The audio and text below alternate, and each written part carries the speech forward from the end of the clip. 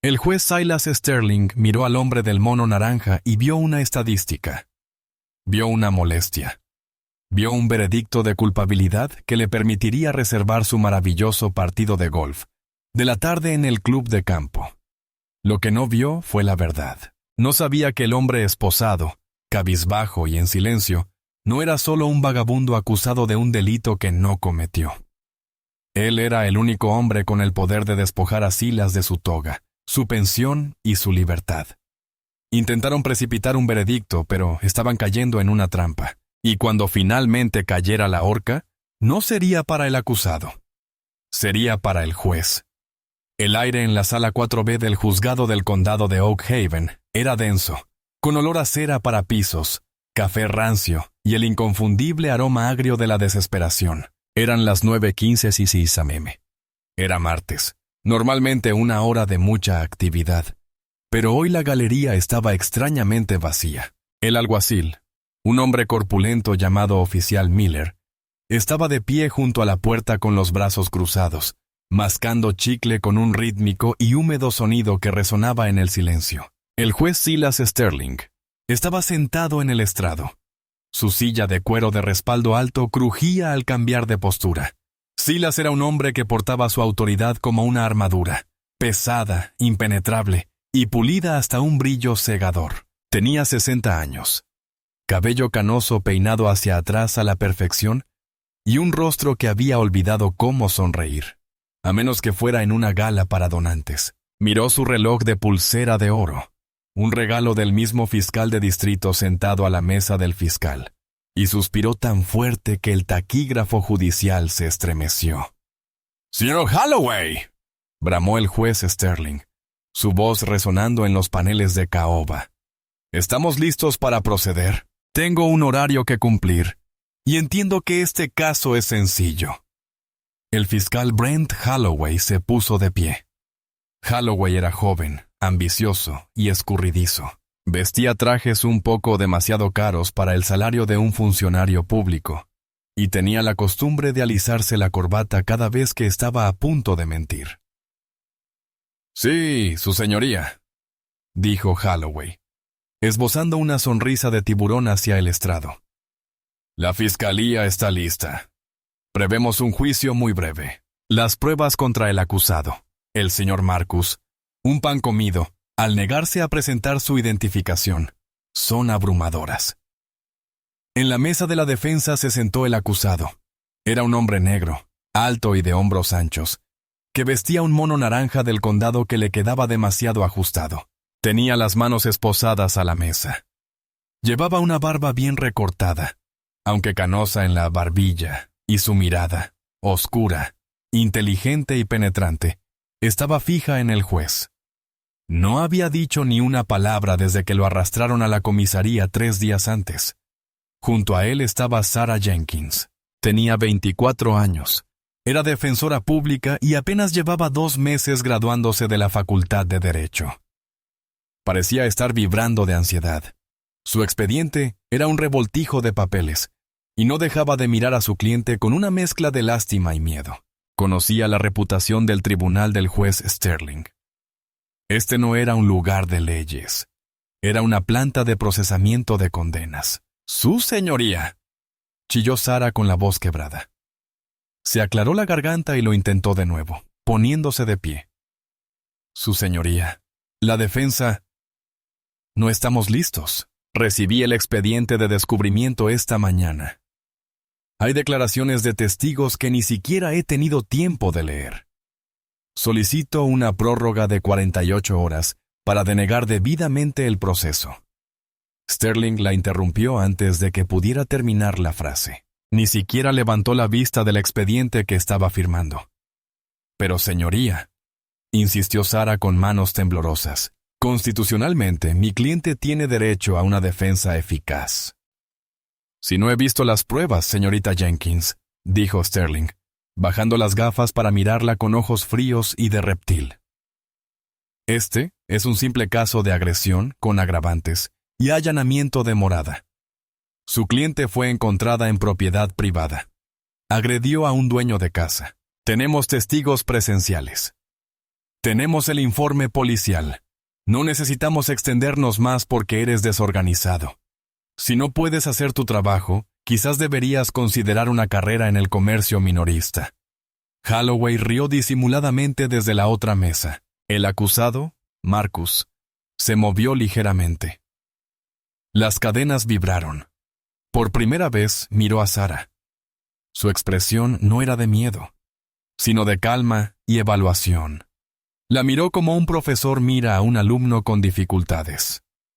«Siéntese, señorita Jenkins», dijo Marcus. Su voz era profunda, de barítono, suave, y exigía atención inmediata. No era la voz de un vagabundo. Sarah parpadeó, sobresaltada. «Señor, tengo que luchar para sentarme», repitió con suavidad. «Que procedan». El juez Sterling levantó la vista, molesto. El acusado guardará silencio a menos que se le hable. «Señorita Jenkins, tome asiento. Señor Holloway, llame a su primer testigo. Terminemos esto antes del almuerzo». Fue un trabajo del ferrocarril. Todos en la sala lo sabían. Pero lo que el juez Sterling no sabía era que el tren se dirigía hacia un precipicio, y que él era quien lo impulsaba. La fiscalía llama a declarar a Chadwick Montgomery. Holloway anunció. Las puertas dobles al fondo de la sala se abrieron de par en par, y entró Chadwick Montgomery. Era el hijo del alcalde de la ciudad, un hombre de 20 años que vestía zapatos náuticos, pantalones cortos caqui y un polo con el cuello levantado a pesar de estar en un tribunal. Caminaba con la arrogancia de alguien a quien nunca le habían dicho que no en toda su vida. Subió al estrado. Juró decir la verdad con una sonrisa burlona y se sentó, reclinándose cómodamente. El señor Montgomery Holloway comenzó a hablar, acercándose al estrado del jurado, que estaba vacío, ya que se trataba de un juicio sin jurado. El juez Sterling insistió para agilizar el proceso, manipulando el expediente para que Marcus no contara con un jurado compuesto por sus pares. ¿Puede contarle al tribunal qué sucedió la noche del 24 de octubre? Chadwick suspiró dramáticamente. Mire, fue aterrador.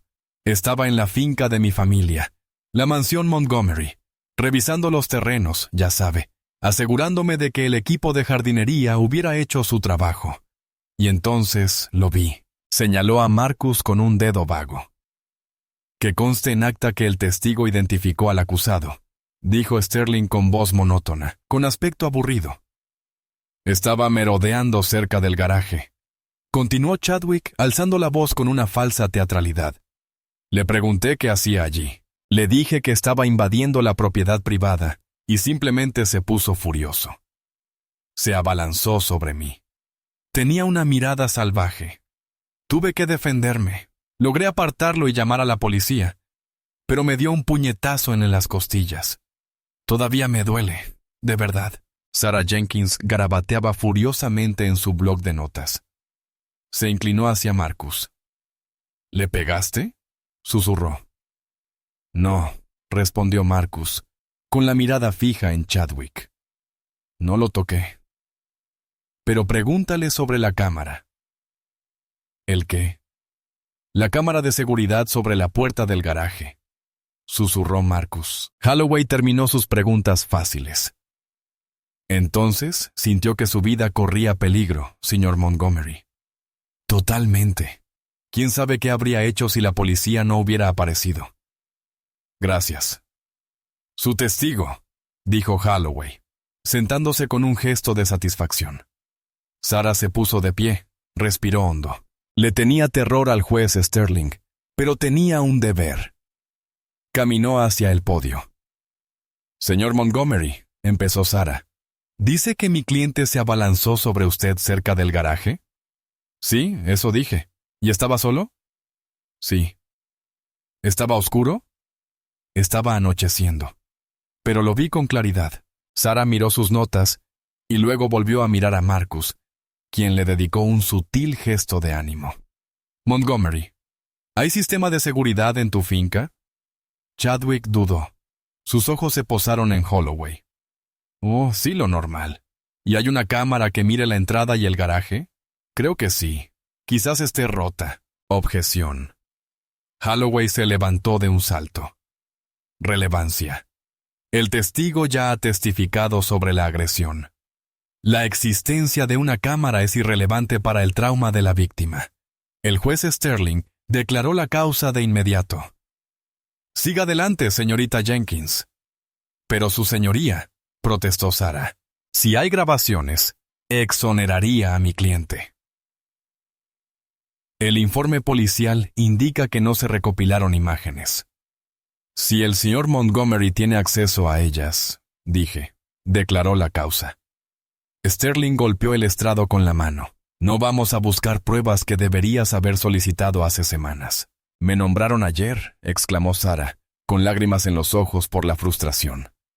Entonces deberías trabajar más rápido, se burló Sterling. ¿Tienes alguna otra pregunta para este testigo o ya no me haces perder el tiempo? Sarah se quedó paralizada. Miró a Marcus. Estaba escribiendo algo en un papel. Se lo pasó. Bajó la mirada. Con una letra elegante y precisa decía: pregúntale por la empresa de paisajismo que mencionó. Sarah frunció el ceño, pero decidió confiar en él. El señor Montgomery, dijo Sarah, con la voz un poco menos temblorosa. Mencionaste que estabas revisando el trabajo del equipo de jardinería. ¿Qué empresa usas? Chadwick parpadeó. Greenleaf. ¿Por qué? ¿Y a qué hora suelen terminar? No sé, a las 5 o 6. El informe policial dice que llamaste al 911 a las 8:45 p.m. Eso es casi 3 horas después de que el equipo se hubiera ido. ¿Por qué estabas revisando el terreno a oscuras casi 3 horas después? Chadwick tartamudeó. Lo olvidé. Salí tarde. ¿Y no vio a nadie más? Solo a mi cliente. Sí, solo a él. No más preguntas. Al bajar Chadwick, lanzó una mirada fulminante a la mesa de la defensa. El juez Sterling parecía molesto porque el contrainterrogatorio había durado más de 2 minutos. Señor Holloway, llame a su próximo testigo y aceleremos el proceso. La mañana se alargó, un desfile de burlas procesales. Holloway llamó al agente que lo arrestó, un agente llamado Consin Caid, quien admitió no haber visto la agresión, solo lo que sucedió después. Admitió que no le leyó a Marcus sus derechos Miranda inmediatamente porque el sospechoso no cooperó. Cada vez que Sarah intentaba objetar rumores o falta de fundamento, el juez Sterling la desestimaba. Se burló de su inexperiencia. Puso los ojos en blanco. Jugó con su teléfono. A las 11:30 la fiscalía había terminado. Señorita Jenkins, dijo Sterling, mirando de nuevo su reloj. Supongo que la defensa también termina, ya que no tiene testigos. Sarah se puso de pie. De hecho, señoría, el acusado desea testificar. La sala quedó en silencio. Holloway dejó de pulsar su bolígrafo. El juez Sterling dejó de revisar sus mensajes de texto. ¿En contra del consejo del consejo?, preguntó Sterling, arqueando una ceja. Señor, ¿entiende que cualquier cosa que diga puede ser usada en su contra? Normalmente la gente en su posición es lo suficientemente inteligente como para callarse. Marcus se levantó lentamente. Las cadenas que le sujetaban las muñecas a la cintura tintinearon. Un agudo sonido metálico en la silenciosa habitación. No parecía un prisionero. Tenía la postura del dueño del edificio. Lo entiendo perfectamente, juez Sterling, dijo Marcus. Quiero testificar. Sterling se encogió de hombros. Adelante, vaya a cavar su tumba. Marcus prestó juramento. Se sentó en el estrado de los testigos. De cerca, Holloway notó que algo lo inquietaba. La tela del mono naranja parecía barata, pero el hombre que lo llevaba parecía caro, no en términos de dinero, sino en términos de gravedad. Sarah subió al podio. Diga su nombre para que conste. Mi nombre, dijo Marcus con claridad, inclinándose hacia el micrófono. ¿Marcus Thorne? El juez Sterling se quedó paralizado. Su bolígrafo flotaba sobre el papel. El nombre le sonaba, pero no lo reconocía. ¿Una estrella del deporte? ¿Un músico? No, algo más. Thorne, Continuó Sarah, siguiendo el guión que Marcus le había susurrado durante el receso. ¿Por qué estaba en la finca Montgomery el 24 de octubre? No estaba en la finca Montgomery, dijo Marcus con calma. Estaba en el camino público adyacente a la finca. Mi coche se había averiado. Un sedán del 2024 con matrícula del gobierno.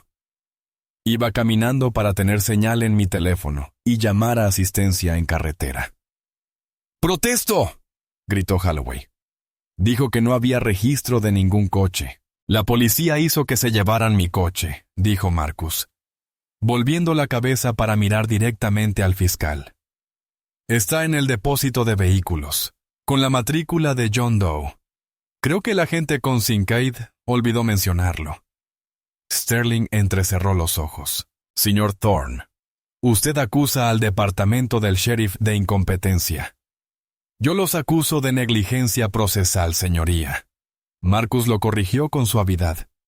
Igual que yo acuso a este tribunal de violar el canon ético judicial, en concreto el canon 3, sección B, sobre el derecho a ser escuchado. La sala quedó en un silencio sepulcral.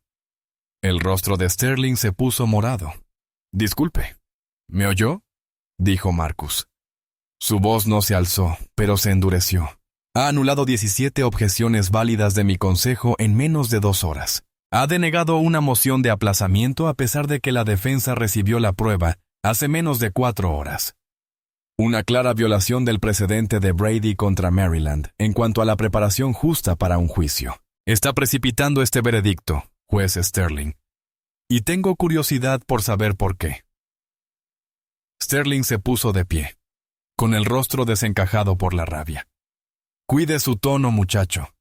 Está en mi sala. Puedo acusarlo de desacato y añadirle 6 meses de condena sin que se dé cuenta. Podría, dijo Marcus con indiferencia. Pero eso requeriría que presentara una moción aparte.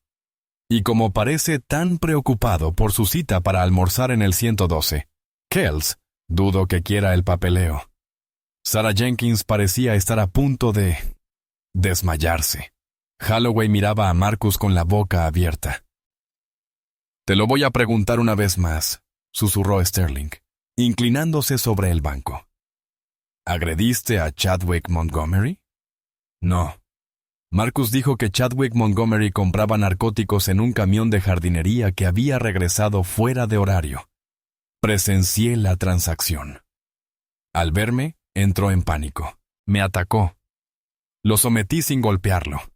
Llamó a la policía y denunció agresión para encubrir su propio delito. ¡Mentiroso!, gritó Chadwick desde la galería. Silencio en la galería, rugió Sterling. Se volvió hacia Marcus. Esa es una historia conveniente. ¿Tiene alguna prueba? ¿Alguna? ¿O son solo las divagaciones desesperadas de un culpable? Marcus sonrió. Era una sonrisa fría y aterradora. Tengo pruebas, dijo Marcus. Verá, juez, no solo estaba caminando, estaba grabando. Mi teléfono estaba en el bolsillo del pecho, con la cámara hacia afuera. Grabó toda la interacción.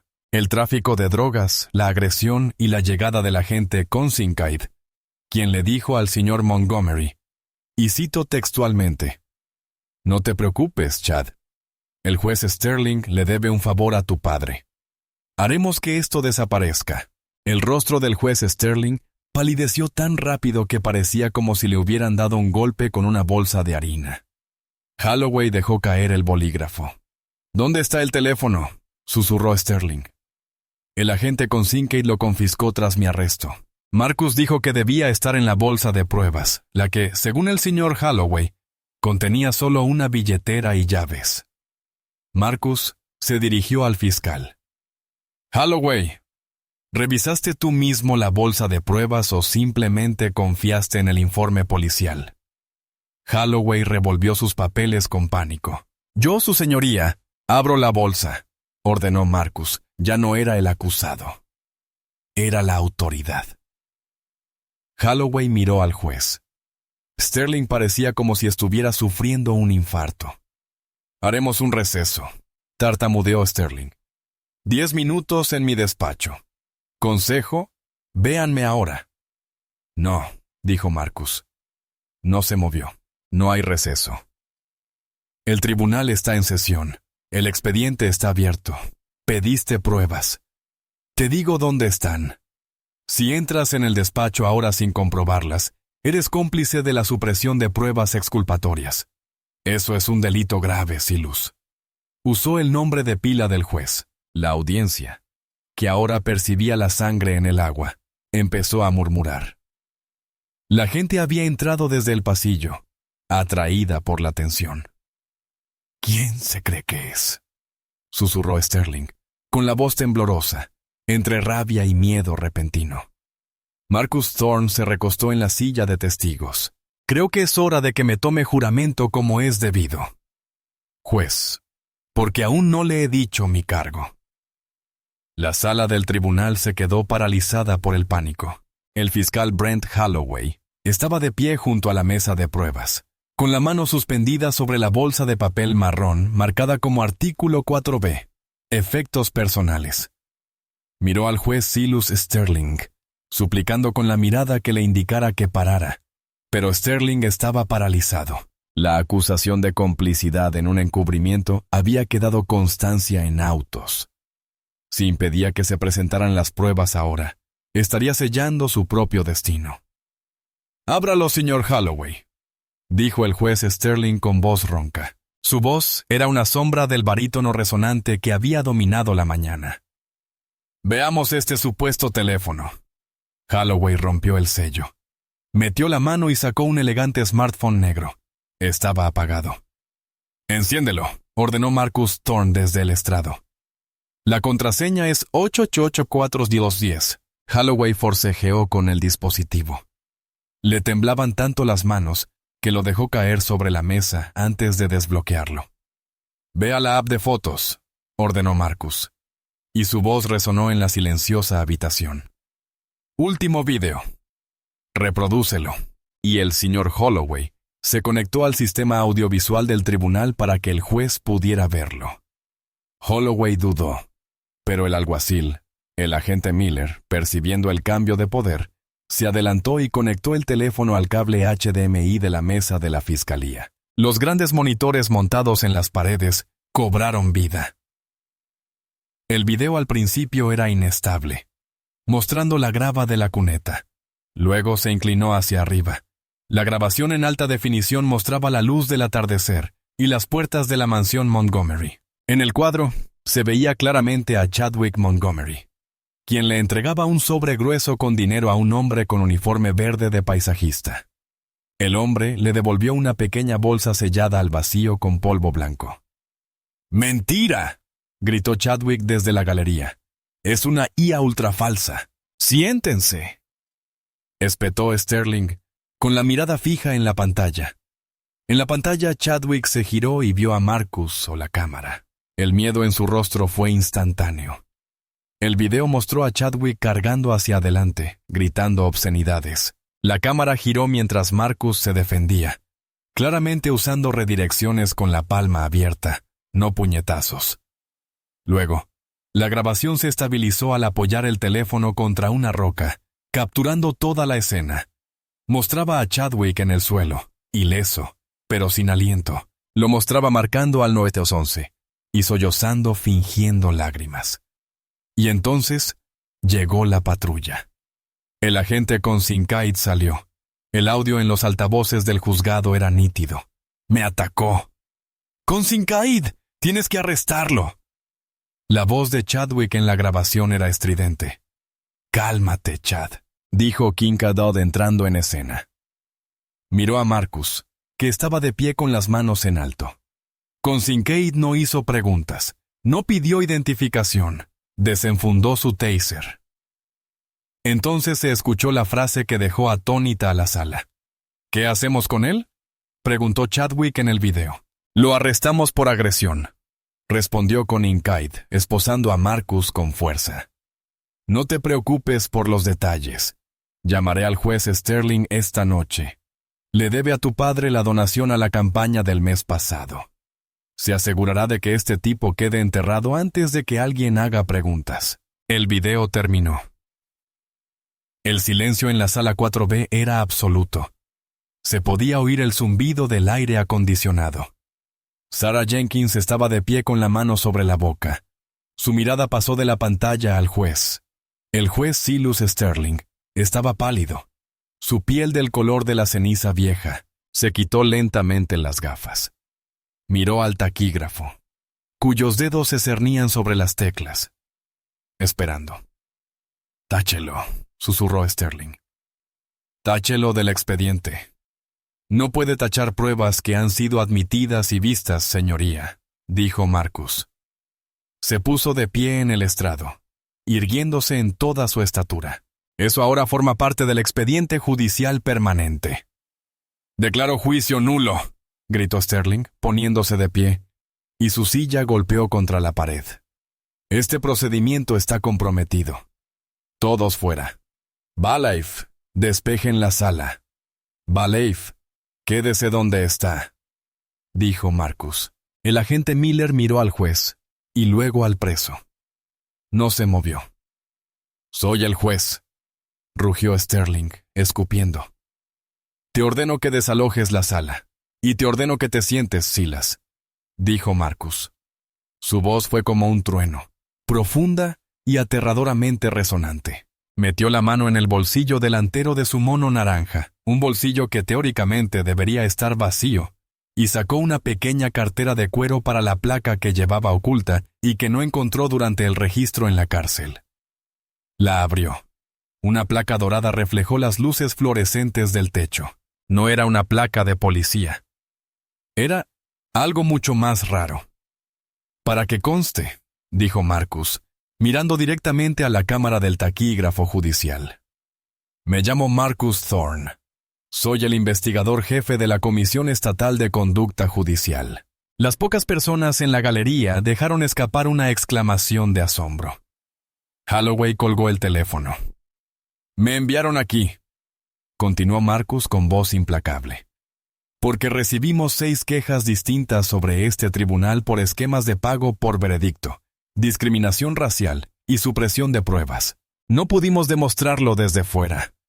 Así que decidí entrar».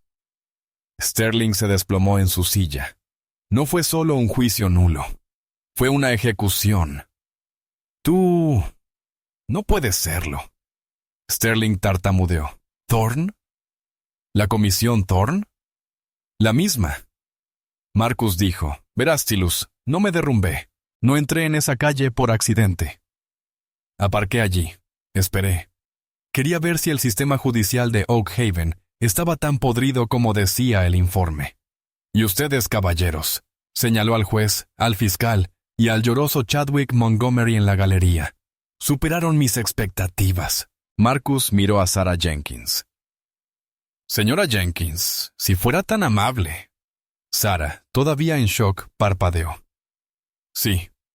Sí, señor. Por favor, solicite la desestimación inmediata de todos los cargos contra el acusado con perjuicio». «Sí».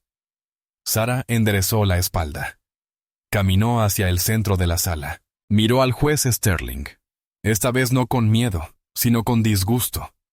«Su señoría, basándose en la prueba irrefutable de inocencia y la grave falta de conducta de la fiscalía demostrada, la defensa solicita la desestimación inmediata con perjuicio».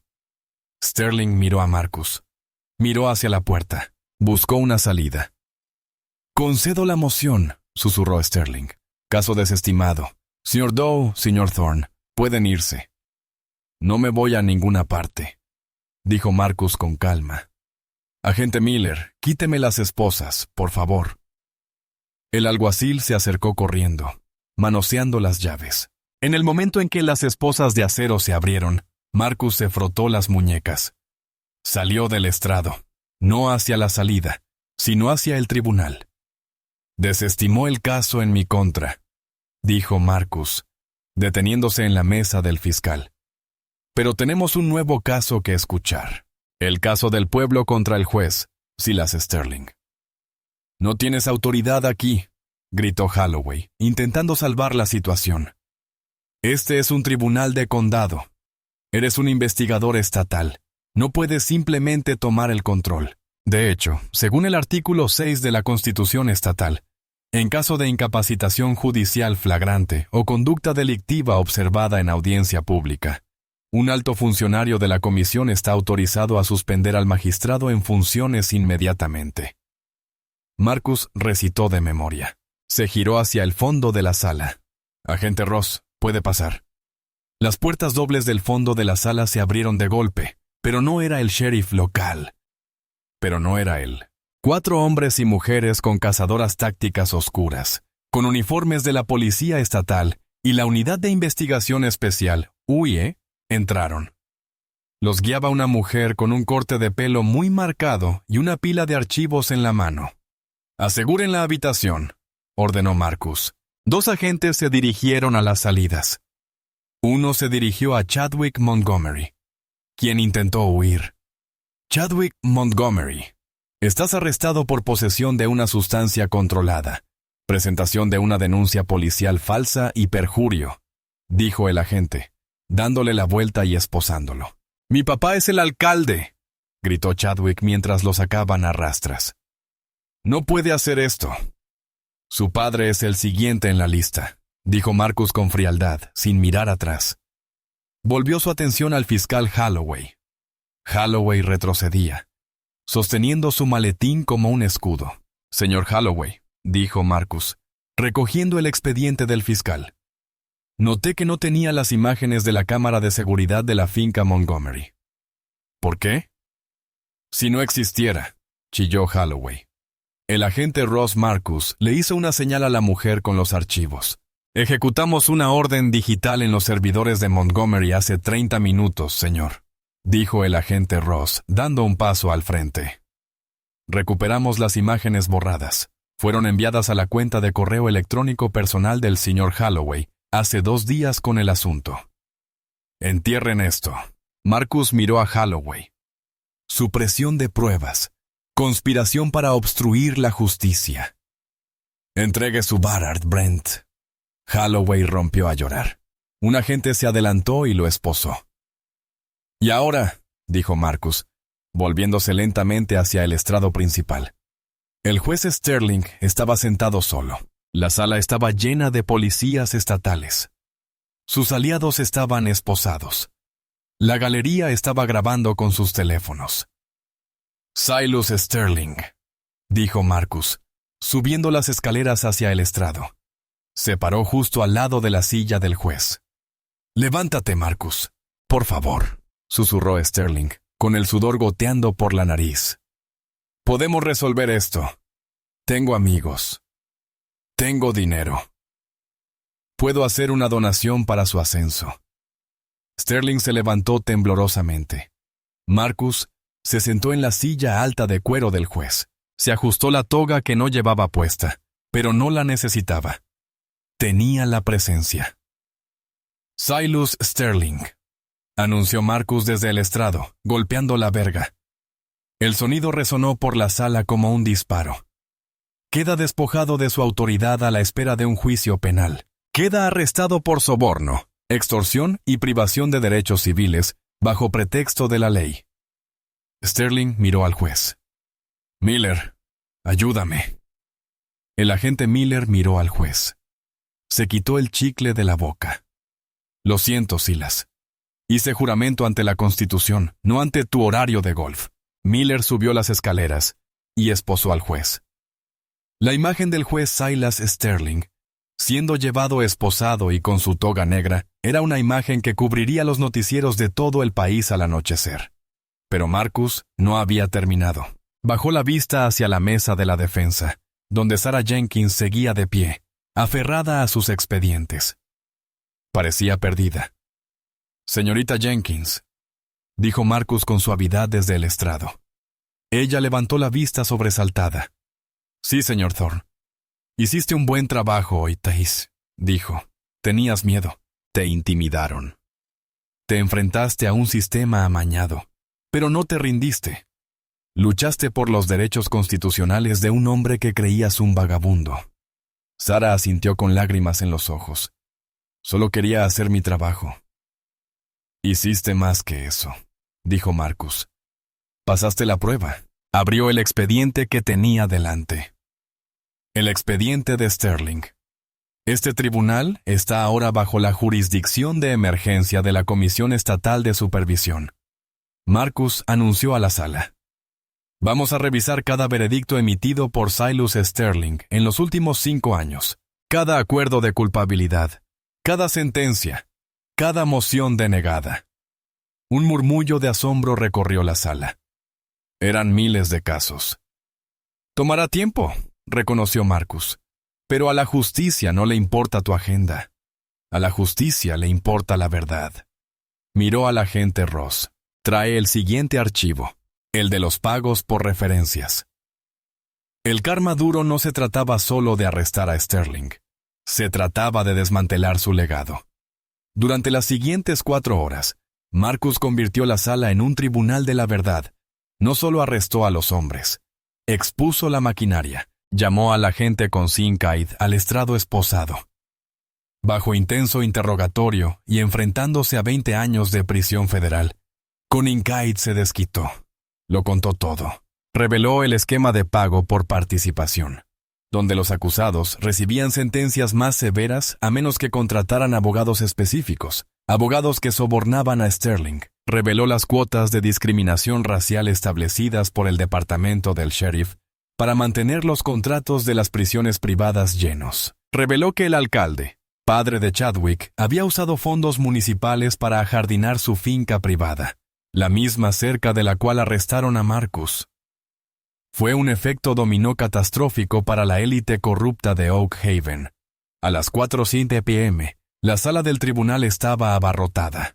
Los equipos de noticias locales se habían instalado en el interior. La galería estaba abarrotada. La comunidad, oprimida por este tribunal durante décadas, veía caer a sus torturadores uno a uno. Marcus estaba sentado en el estrado, exhausto, pero implacable. No gritaba, no se regodeaba. Simplemente aplicaba la ley con la fría y dura precisión de un cirujano que extirpa un tumor. Pero el giro final aún estaba por llegar. Sterling, quien había guardado silencio en la celda contigua a la sala, solicitó la palabra. Quería llegar a un acuerdo. Marcus ordenó que lo trajeran de vuelta. Sterling parecía desaliñado. Su bata había desaparecido, reemplazada por el mismo mono naranja que Marcus había usado esa mañana. La ironía visual era tan pesada que podía aplastar los huesos. ¿Quieres hablar, Silas?, preguntó Marcus. «Puedo darte el pez más gordo», susurró Sterling al micrófono con voz temblorosa. «Solo soy juez de condado. Recibo órdenes». «¿De quién?» «Del fiscal general del estado», dijo Sterling. «Él se lleva el 10% de los sobornos de las prisiones privadas. Si caigo, él cae. Tengo los libros de contabilidad. Están en mi caja fuerte, pero quiero inmunidad». La sala del tribunal se quedó atónita. Esto llegó a los altos mandos. Marcus se inclinó hacia adelante. «No tienes inmunidad, Silas. Tienes clemencia. Si nos entrega los libros de cuentas, recomendaré que cumpla su condena de 20 años en una prisión federal, en lugar de la penitenciaría estatal que usted mismo contribuyó a saturar. Ese es el único acuerdo posible». Sterling miró el mono naranja que llevaba puesto. Miró las caras enojadas en la galería, las caras de personas a las que había condenado injustamente. Se dio cuenta de que si iba a la prisión estatal, no duraría ni una semana. «De acuerdo», sollozó Sterling. «De acuerdo, le daré los libros de contabilidad». Marcus asintió. «Agente Ross, tómele declaración». Golpeó el mazo una última vez. Se levanta la sesión. El desmantelamiento del juzgado del condado de Oak Haven no fue un acto silencioso. Ocurrió con la violencia de un ataque de fiebre. Durante los 3 días posteriores al arresto del juez Silas Sterling, el edificio no fue un lugar de juicio, sino la escena de un crimen. El FBI, en colaboración con la Comisión Estatal Marcus Thorne, revolucionó por completo el santuario de la corrupción revestido de caoba. Las imágenes eran impactantes.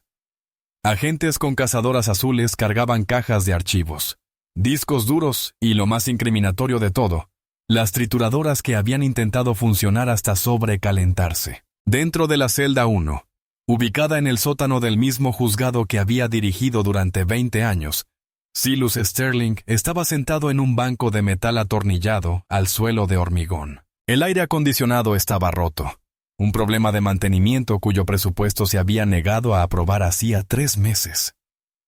Ahora, bajo el calor sofocante, se revolvía en su propio sudor y en la conciencia de su ruina. Ya no era el juez Sterling. Era el recluso número 0781.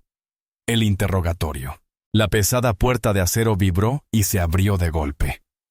Sterling dio un salto.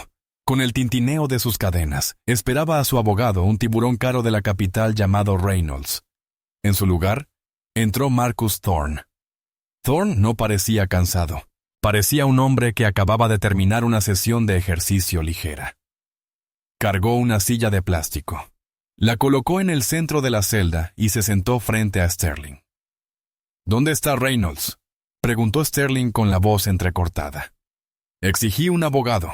Reynolds renunció a su defensa hace 20 minutos», dijo Marcus con calma. «Parece que no representa a clientes acusados bajo la ley Raicho. Su bufete tiene una reputación que mantener». Sterling se desplomó contra la fría pared de bloques de hormigón. «Rico, eso es para mafiosos». «¿Y tú qué eres, Silas?», preguntó Marcus. «Dirigías una organización criminal. Extorsionabas a los vulnerables. Vendías libertad por opciones sobre acciones en prisiones privadas. Eres un mafioso, solo que llevabas una bata en lugar de un traje de raya diplomática». Marcus arrojó un archivo delgado sobre el banco junto a Sterling. «Esa es la orden de transferencia», dijo Marcus. Las manos de Sterling temblaron al recogerlo. Miró de reojo el campo de destino. «Blackwood», susurró Sterling. La sangre desapareció de su rostro, dejándolo con el aspecto de una figura de cera derritiéndose por el calor. «No. No puedes. Marcus, escúchame. Blackwood es una prisión de nivel 5. Es un matadero. Me prometiste custodia federal. Blackwood es una prisión federal». Marcus lo corrigió, con voz desprovista de compasión. «Resulta que es la prisión donde enviaste a 42 reclusos durante los últimos 5 años bajo cargos falsos de conspiración federal para ayudar a tus amigos a cumplir con sus cuotas de ocupación. Es la casa que construiste, Silas. Es justo que vivas aquí». «Me matarán», lloró Sterling. Se deslizó del banco y cayó de rodillas. La humillación fue total. «Por favor, tengo dinero. Tengo cuentas en el extranjero. Puedo darte los códigos. Solo envíame a un campo de mínima seguridad en un lugar tranquilo. Por favor». Marcus se puso de pie. Miró al hombre que lloraba. No había alegría en sus ojos, solo una triste satisfacción. «Condenaste a un chico de 19 años a Blackwood por posesión de 56 gramos de marihuana porque su padre se negó a pagar tu soborno», dijo Marcus en voz baja. «Ese chico salió en una caja 3 meses después». «No tuviste piedad, Silas. Le enseñaste el estatuto». Marcus se dirigió a la puerta. «Disfruta del viaje. El autobús sale en 1 hora». Mientras Sterling se desmoronaba en el sótano, Sarah Jenkins intentaba mantener la calma arriba. La oficina del defensor público era un caos. Los teléfonos no paraban de sonar. Las familias de los condenados injustamente llamaban con esperanza por primera vez en décadas. Sarah estaba en su escritorio, enterrada bajo una montaña de expedientes que el equipo de Marcus había marcado para revisión inmediata. Tomó un expediente. Estado contra Higgins, un cargo de robo. La prueba era una sola foto borrosa. La sentencia era de 10 años. El abogado defensor mencionado era un hombre que había estado jugando al golf con Sterling el día del juicio. Era repugnante. «Señorita Jenkins», levantó la vista. Marcus Thorne estaba de pie en la puerta. El caos de la oficina pareció calmarse a su alrededor. «¿Se va?», preguntó ella al ver la bolsa de ropa sobre su hombro. «Mi trabajo aquí ha terminado. Los federales tienen la porra ahora», dijo Marcus. Entró, y cerró la puerta. Pero antes de irme, necesitaba asegurarme de que el equipo de limpieza tenga un capitán. Solo soy un defensor novato, Marcus. Llevo 6 meses como abogado, dijo Sarah, señalando los archivos con impotencia. No sé si puedo arreglar esto. La experiencia está sobrevalorada. La integridad es lo que importa, dijo Marcus. Hablé con el gobernador esta mañana. Estamos estableciendo una junta de exoneración de emergencia para el condado de Oak Haven. Necesita un director con plenos poderes de citación para anular los veredictos de Sterling. Metió la mano en el bolsillo y sacó una pesada llave de latón. La dejó sobre su escritorio. Esa es la llave de la bóveda principal de pruebas, dijo Marcus. Sterling escondió las pruebas reales en los archivos del sótano. Ocultó las grabaciones de la cámara corporal. Ignoró las pruebas de ADN. Todo está ahí abajo. Necesito que alguien baje y saque la verdad a la luz. Sarah miró la llave. La sentía pesada, fría y aterradora. Era la llave de cientos de vidas. ¿Por qué yo?, susurró. Porque cuando todos los demás en esa sala reían o miraban hacia otro lado, tú eras la única que intentaba luchar. Marcus dijo, no sabías quién era yo. No sabías que tenías refuerzos, simplemente sabías que estaba mal. Ese es el trabajo, Sarah. Sarah respiró hondo. Tomó la llave. Su mano dejó de temblar. Empezaré con el caso Higgins, dijo con firmeza. Marcus sonrió. Era la primera vez que lo veía sonreír de verdad. Buena elección. El autobús de transporte era una jaula de hierro sobre ruedas. Las ventanas estaban reforzadas con malla metálica, lo que permitía que solo los rayos del sol poniente atravesaran la penumbra. Silas Sterling, Brent Holloway y el alcalde Montgomery estaban encadenados en la última fila. La jerarquía de Oak Haven estaba destruida. Holloway sollozaba en silencio, murmurando sobre su madre. El alcalde miraba fijamente al suelo, catatónico por la conmoción. Pero Sterling estaba hiperconsciente. Sentía cada bache en el camino. El autobús aminoró la marcha. Las imponentes puertas de la Penitenciaría Federal de Blackwood se alzaban del polvo del desierto como las fauces de una bestia. El alambre de púas reflejó la luz moribunda con un brillo rojo. «Escúchame», le susurró Sterling a Holloway. «Cuando entremos, mantendremos la cabeza gacha. No haremos contacto visual. Exigimos ver al alcaide inmediatamente. Conozco al alcaide Pike. Jugamos póker en Las Vegas hace 2 años. Él nos protegerá». Holloway lo miró con ojos rojos y húmedos. Silas Pike fue acusado esta mañana. Formaba parte de la banda. Está en una celda del bloque de detención. Sterling sintió un vuelco en el estómago. La red de seguridad no solo se rompió, se incineró. El autobús se detuvo con un siseo. Las puertas se abrieron. «¡Fin de la fila, señoras!», gritó un guardia. «¡Muévanse!». Las sacaron a la fuerza. El aire olía a ozono y desesperación. Las procesaron con brutal eficiencia. Le quitaron los trajes caros y los reemplazaron con overoles naranjas ásperos y abrasivos que olían a detergente industrial y sudor rancio. A Sterling le dieron un contenedor de plástico para sus efectos personales, su Rolex, su anillo de bodas, su bolígrafo de oro, todo metido en una bolsa que quizá nunca volvería a ver. «¡Recluso Sterling!», ladró el guardia de procesamiento. «Unidad de asignación de vivienda 4, población general». «No», gritó Sterling, agarrando el mostrador. «No puede hacer eso. Soy un objetivo.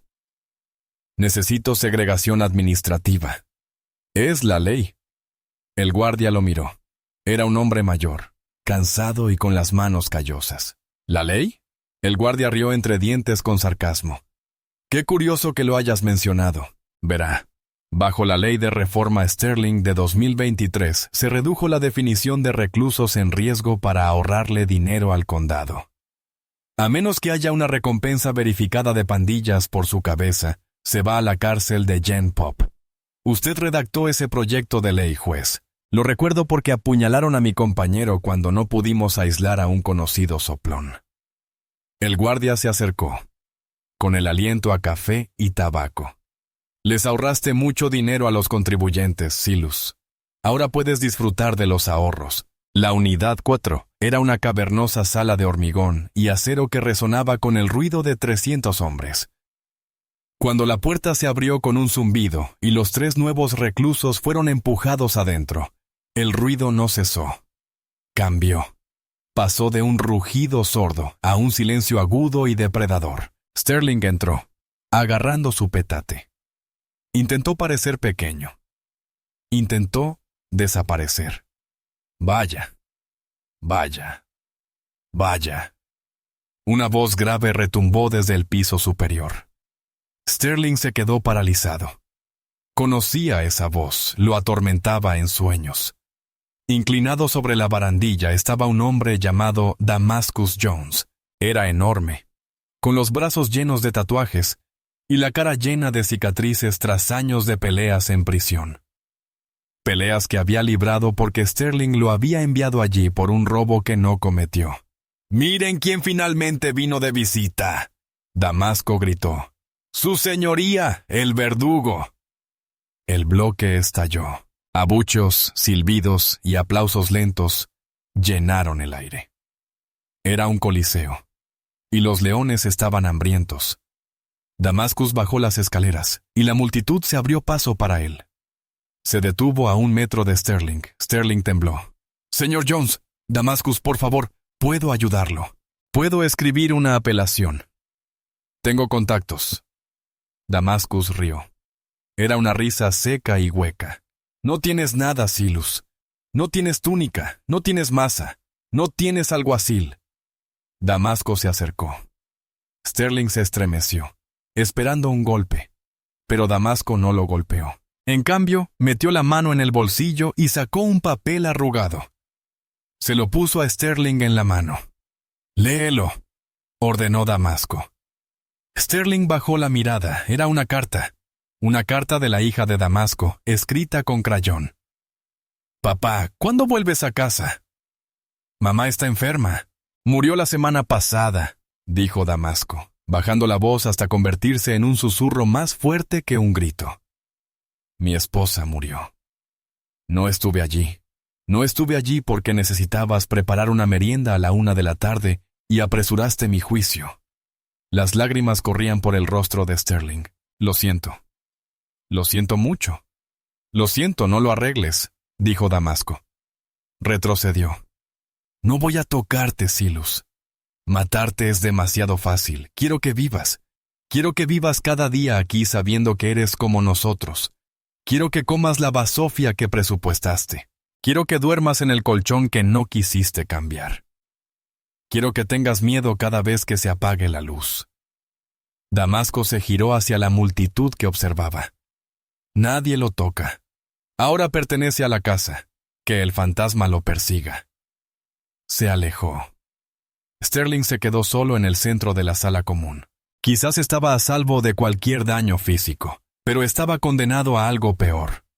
Estaba condenado a ser un don nadie en un mundo que él mismo había creado. Se dejó caer en un banco de metal. Se tapó la cabeza con las manos, y por primera vez en 20 años, Silas Sterling rezó. Pero el techo era de hormigón y nadie lo escuchaba. A 300 metros, el sol se ponía en el horizonte, tiñendo el cielo de tonos morados y naranjas. Marcus Thorne estaba en una gasolinera al borde de la frontera estatal. Llenó el tanque de su sedán negro, un coche fantasma del gobierno que no figuraba en ningún registro. Entró y pidió un café solo. El pequeño televisor detrás del mostrador transmitía las noticias de la noche. Noticias de última hora provenientes de Oak Haven. El presentador anunció que el juez caído en desgracia, Silas Sterling, ha sido procesado en la penitenciaría de Blackwood. Los informes indican que el gobernador está pidiendo una revisión estatal de todos los contratos de prisiones privadas. La cajera, una joven de ojos cansados, negó con la cabeza mirando la pantalla. «Ya era hora», murmuró. «Se salen con la suya en todo, ¿no?». Marcus dio un sorbo al café amargo. No en todo, dijo. No siempre. Volvió a su coche. El viento del desierto estaba amainando. Sacó el móvil y revisó sus mensajes. Un mensaje de Sarah Jenkins. Encontré las imágenes de la cámara corporal del caso Higgins. Propongo desestimarlo mañana. Gracias. Marcus escribió una respuesta breve. No me agradezcas. Espera un momento. Borró el hilo. Tiró el teléfono al asiento del copiloto. Miró atrás una última vez al camino que había recorrido. No sentía alegría. La justicia no se trataba de alegría. Se trataba de equilibrio. Se trataba de reajustar la balanza cuando el peso se volvió demasiado pesado para que lo soportara un inocente. Se subió al coche. El motor ronroneó al arrancar, un rugido sordo en el desierto silencioso. Puso la marcha y se incorporó a la autopista, rumbo al oeste, hacia Nevada, hacia la siguiente pista, el siguiente pueblo corrupto, la siguiente pelea. El camino era largo y la noche se acercaba. Pero Marcus Thorne no le temía a la oscuridad. Él era lo que la oscuridad temía, y así, damas y caballeros, fue como finalmente cayó el garrote sobre el juez Silas Sterling. Dedicó su vida a convertir la justicia en un negocio, solo para encontrarse en la ruina de la humanidad. Es un brutal recordatorio de que, al despojarnos de las togas y los títulos, somos solo hombres. Sterling se creía un dios en su tribunal, pero en Blackwood era solo otro fantasma con un traje naranja, atormentado por la miseria que él mismo creó. La historia de Marcus Thorne nos recuerda que, a veces, el sistema necesita una sacudida para volver a funcionar.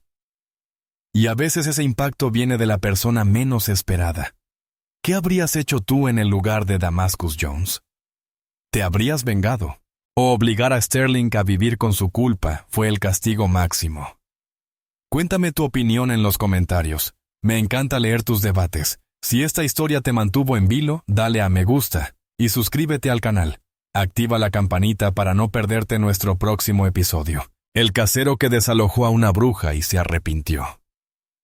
Créeme, no te lo querrás perder. Cuídate, sé amable y recuerda que la verdad es invencible.